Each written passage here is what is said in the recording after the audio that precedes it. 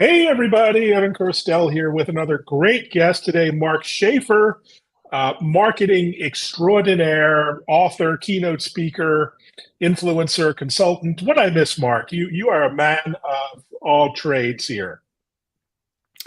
Well, you hit the big ones, I think. I also I teach at Rutgers University, and I'm actually going to start teaching a couple weekends at the University of Tennessee here in my home in Knoxville, where I live. So that we'll be starting that in the fall.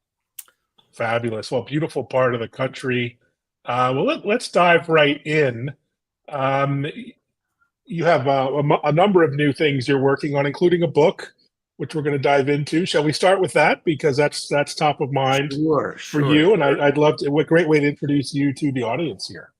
Yeah, absolutely. Yeah. So I do have a new book out. This is actually my 10th book, and this might surprise your audience, but I don't really have a plan or a strategy to write a book. But like when I see a problem that I just don't understand, then I get sort of obsessed. It's like a dog chasing a tennis ball.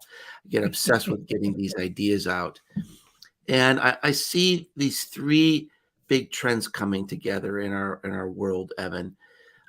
First of all, look, a lot of our marketing just doesn't work like it used to. We're in a Mhm. streaming economy. Uh, Ad agencies are kind of in a, just imploding right now, trying to figure out what to do because, we just can't get the eyeballs like we used to. And once, all our customers have the accumulated knowledge of the human race in the palm of their hands, they expect something different from our companies. They expect something different from our marketing. And we're seeing that especially with the younger generation today. So that's trend number one. Trend number two is I saw this headline in the New York Times, the loneliest generation. They're talking about our kids, talking about our teenagers. And it's just heartbreaking, just the loneliness, the depression, the isolation that's happening right now. And some of that was because of the pandemic, but not all of it. And it's not only just Gen Z. There's a lot of isolation across different generations, and it's a complex cocktail. But it's sort of like provoked me. Is there a role for marketing? I mean, I view capitalism and companies as changing the world. I mean, they're usually ahead of the environmental issues. They're ahead of social issues. Could they be ahead of this issue? There's a provocative idea. Third trend is that there's lots of money going into new ways for people to meet. So it could be, the metaverse through through Web3, through things like Discord. Evan, I saw a statistic that blew my mind last week. That last year, 24% of adults aged 22 to 32 were on Discord. This year, it's 46%. So Wow. they're moving into these new community spaces. So Sounds this like I need to get a Discord account, even though I'm a typical Gen look, Xer. my community is on Discord. You'd be welcome to come in and try it out. It's free and open for everyone. But I had to be dragged kicking and screaming into Discord. But I'm glad I did. I actually like it. It's a lot of fun. I have a great community there. So anyway, I saw these mega trends coming together, and it suggested to me that looking at community as a brand strategy instead of just a customer service play was a huge overlooked opportunity. So that's where I went with this new book. And I'll just do 60 seconds of bragging because Please. uh, I was just sure this is the new thing. I just was just sure that all the signs are pointing to this opportunity. Well, when I finished writing the book, the manuscript was done. I turned it in to be published. That day, there was a major white paper that came out by McKinsey, and it said, "Community is the next big thing in marketing." So, boom, mic drop Talk moment. about serendipity. Serendipity. That is really Yeah. interesting. So I actually added one more sentence to the book. That one. Yeah, so I think I'm on the right track. The book's been very well received, and if you think about brand building as creating this emotional expectation with your customers, this is the ultimate. I mean, if you have people in a community that are becoming friends with each other, collaborating with each other, and co-creating, then to leave your community means not just leaving you, it means leaving their friends. So it creates a layer of emotional switching costs to the brand. So and there's good benefits for your customers too. Oh, I love that. And it's funny. I get all these questions from agencies and brands as an influencer. Tell me about your audience. Tell me about your audience. I want this. I'm like, no one asked me about my community, which frankly is way more interesting to me than my Well, audience, my DM absolutely. groups, my Yeah, WhatsApp groups. So you're absolutely. And this is a big knock I've had on influence management, influence measurement is where they mm, getting this stuff. Twitter, right? Look, if I tell people on Twitter, hey, everybody, I like this, buy this new book or whatever, how many are going to buy it? Nobody. But if I tell on my blog, on my podcast, in my Discord community, everybody's going to buy it. And nobody even looks at that. Nobody even considers community in terms of influence. And it's going to be more and more difficult to measure this stuff because how many people can see our conversations on Discord? Here's the answer. Nobody. It can't be processed. Nobody can get the sentiment analysis of our brand if people are in Discord. Yeah, I saw a question pop up there, but I was too busy talking to yeah, it was really, I think, interesting from Pam about how to maintain an authentic and organic community if you are a brand ambassador like myself, or yeah, you are selling and marketing, as we all are, practitioners of. sure. Um, It's and a I great think question. for me, it's being transparent. I mean, I Yeah, don't right. hide the fact that I'm a promotional kind of person, and I have clients, and I have disclosure, but I'm also a human being, and I have likes and preferences, and so it's being your true self. What say you?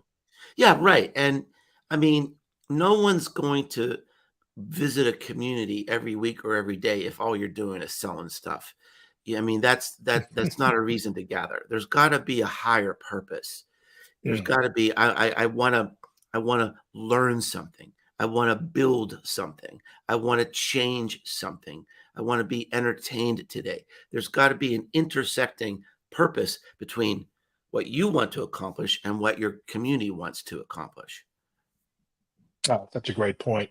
Well, let's dive into a little bit about your background, Mark, because I was so intrigued in my little bit of research I did, mainly on ChatGPT. This could be a total hallucination, so I'm going to ask you to verify.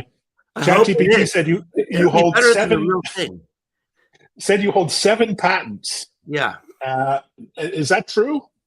Yes, it is true. Yeah. Oh my goodness! So tell me about that. That is unusual to say the least for a marketing and consulting and business person. Yeah. Well, when I was in the way this happened is when I was in the corporate world, I was the director of marketing for a packaging business. Mhm. And so our customers had lots of ideas of what they wanted to change with their packaging. And I was very inventive and I came up with some new ideas for some new processes. And I was lucky to be surrounded by a whole team of technical geniuses that made those things come true. So the patents really have nothing to do with marketing other than we were creating innovations for our marketing efforts. And so those are well. Here's one. I actually was super proud of this one. The if you, the Coors can that turns blue, Right. Oh, no kidding. that was our That's idea. brilliant. That Yeah, is yeah, yeah. brilliant. So we were limited, because when you have high volume products like a beer can, you can't slow down the process. You've got to create innovations based on something you're already doing to the can. And one of the things they were already doing was printing it with ink. So yeah, I actually had, it was funny, Evan. I had a can, just a silver can, undecorated can. We put that thermochromatic ink around the whole can. And I had this can that didn't have a top on. And then I had a pitcher of ice water. And I poured it into the can, and you could see the water sloshing up the can as I filled the can. That's how sensitive it was. So that got people's attention. That is so fun. Very cool. Let's talk a little bit about another aspect of what you do, which is keynote speaking. We're back Yes, in the wild. It's back and really great busy. getting Yeah. out in person. I remember years ago seeing you keynote at South by Southwest. How has the keynote world changed, and what are some of the messages that you're getting out there today, and any speaking gigs coming up that we might want to be aware Yeah, I've got a lot of interesting speaking gigs coming up. To show you the variety of my speaking world. Yesterday, I was in Reno, and I was doing a keynote for casino marketers, which is incredibly fascinating. of? Oh, I absolutely. mean, it is really fascinating how they use data. Then next week, I'm giving a talk to the U.S. Naval Academy, so Wow. that's different. Uh, yeah, I did the Air Force Academy about 7 or 8 years ago, and that was just so inspirational, so amazing, a little intimidating, but I loved it. So, and then yeah, I've got some international stuff coming up. I'm going to have a big trip to New Zealand in Oh, fabulous. November. Yeah, in Europe a couple times in the fall. Yeah, so it's busy. I'd say the way it's changing is first of all, it's been it's more competitive than ever, which is great because there's a lot of new people coming into the field, Mm. a lot of new authors, a lot of young people coming in the field. So Whippersnappers. that's great. Yeah, the whippersnappers. But that's great because we need new blood, we need new ideas, we need more diversity. So that's all good. Uh, you know, I think I've seen the conferences. They're a little smaller still than they were Mm, before the pandemic. I think people are getting maybe 25% or a third less in a lot of cases. mm, I do repeat events. There's some people have come back to, like the American Bar Association, American mm. Bankers Association, some of those, and I've done those 3 or 4 times, and it's definitely down. It's back. People are enthused about meeting in real life. Part of it could be people are still a little spooked, or part of it could be that the economics have changed. Mm. People are watching their budgets a little more carefully and saying, hey, these Zoom calls are really, okay as a substitute. I don't know, but it's definitely still down in the repeat events that I've done. Interesting. So your other activity, marketing strategy, consulting, you mentioned McKinsey. So that's something you do, advise brands. You've worked with companies like Adidas or Adidas, as Yeah. they say in Europe, Right. Pfizer. How do you connect, outcomes to strategies? That's really hard in marketing, right? It's hard to know Uh, how to connect the dots. Sometimes, and unfortunately, sometimes I don't really know, because they'll bring me in on certain projects. I might do it, like Adidas brought me in on a project. They were introducing.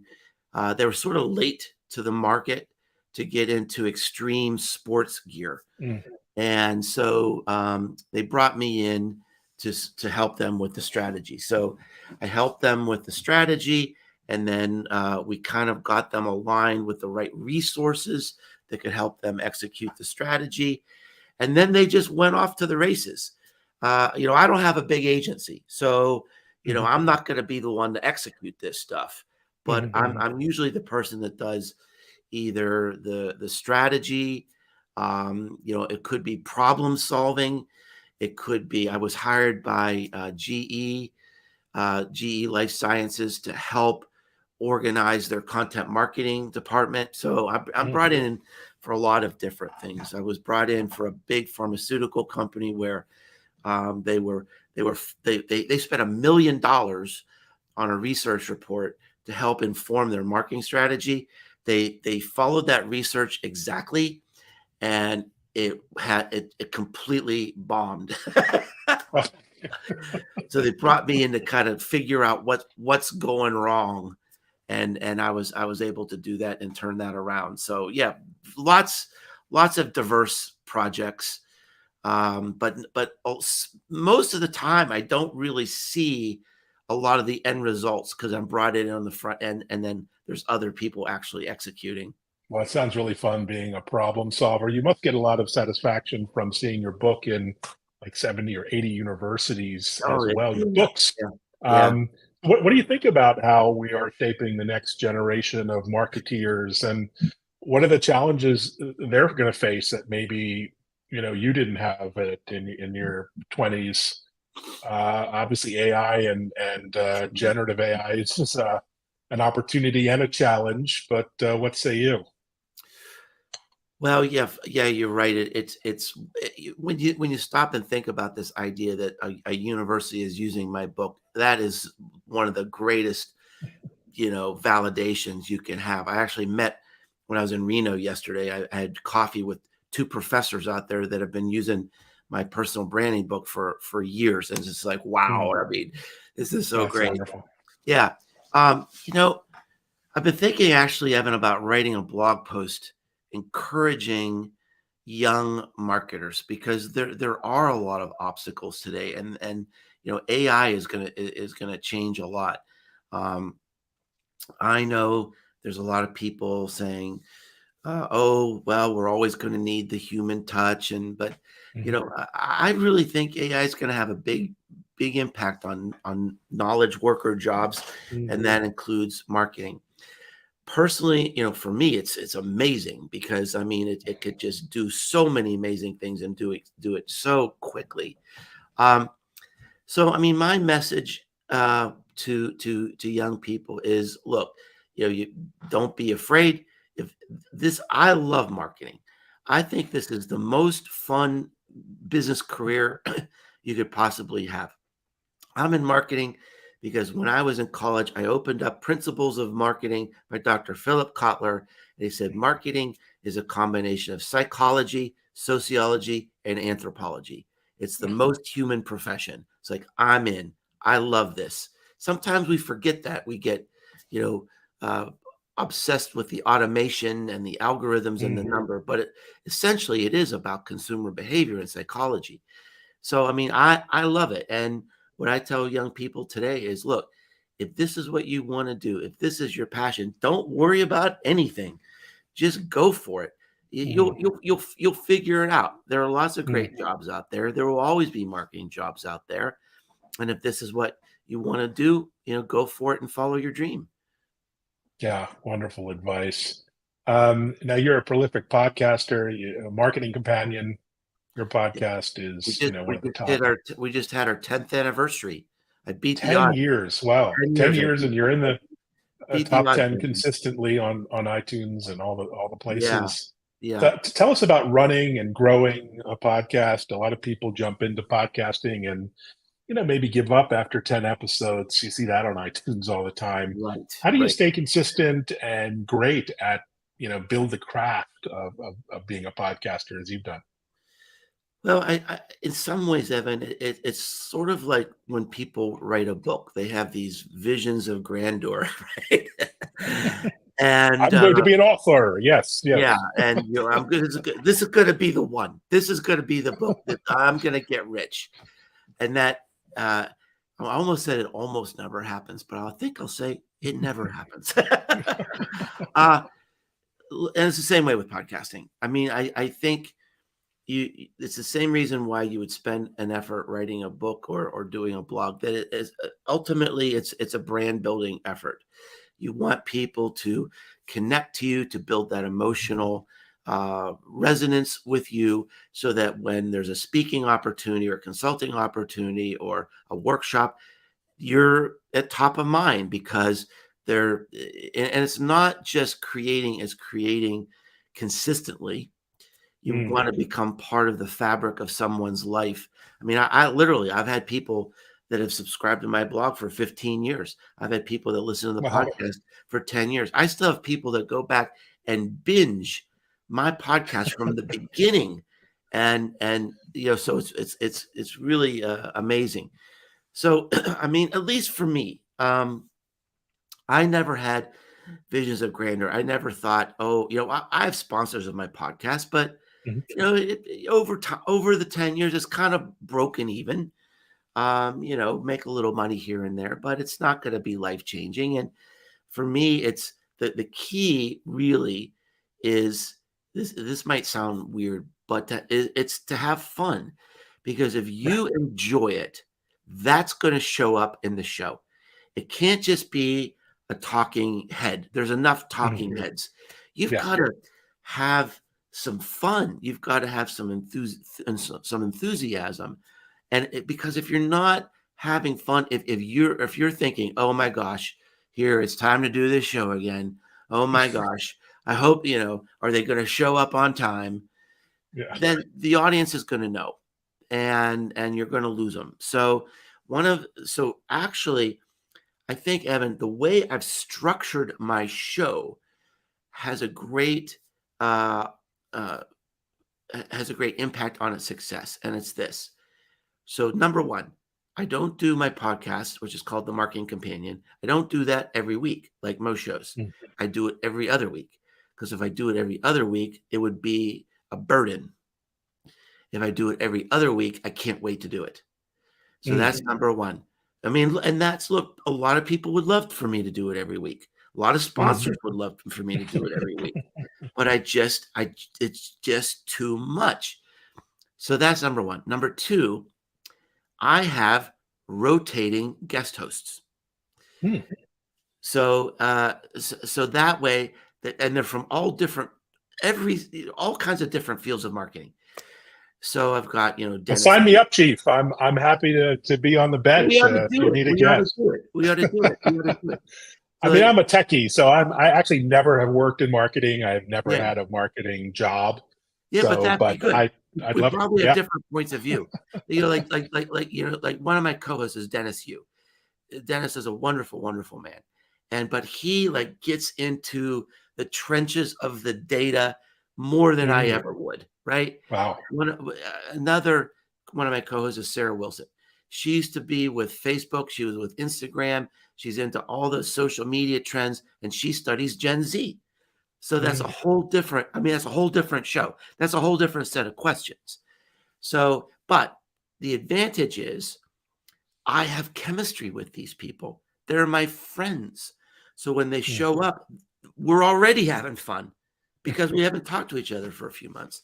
So I think that structure of focusing on having fun, bringing energy to the show, means a lot to the audience. Oh, such great advice. Well, your appearance here means a lot to me and my audience, and really appreciate your time. What are you looking forward to over the next remaining weeks of summer, besides getting over your allergies? I know you're Yeah, suffering from them down south, where the pollen is rich and everywhere. But yeah. beyond that, what are you looking forward to? Well, yeah, I'm always working on new things. I'm kind of got the germ of an idea for a new book. So, that it takes me a while to lock in and make sure that that's something I really want to do, because a book is such a sacrifice, it's Mm. such a big commitment. I'm going to be teaching a weekend class at the University of Tennessee in the fall. I'm going to be talking about I'm calling it like new marketing realities. Mm. 'Cause I think a lot of marketing classes or even a lot of marketing professors are a little out of touch with what's really going on in the Mm. world. And so this is going to be talking about, this is what's really happening out there. This is what's really going on. And this is what you need to know.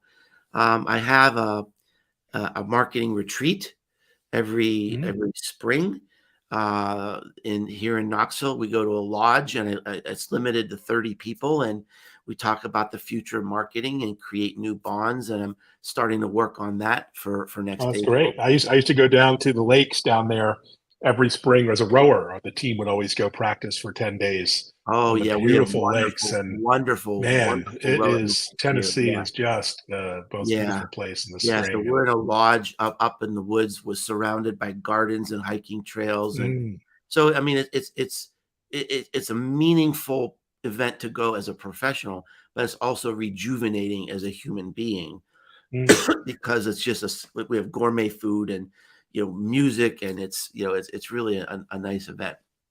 And then I've got heavy travel schedule this fall for the speaking, and I'm going to get to go to Europe and see a lot of good friends in Europe. I'll be in Belgium and the Netherlands and Romania. I'll be in Romania for the first time. oh, That'll great. be kind of Yeah. cool. Yeah, yeah. So Well, yeah, so fantastic. So, lots of so, different stuff. so great to see you, and thanks for sharing all of those insights. And everyone, thanks for watching. Be sure to sign up for the blog and the newsletter and the podcast and buy the book. It's really worth the time and money. And all right, we'll catch up with you on social, Mark. Thanks, Evan. All right.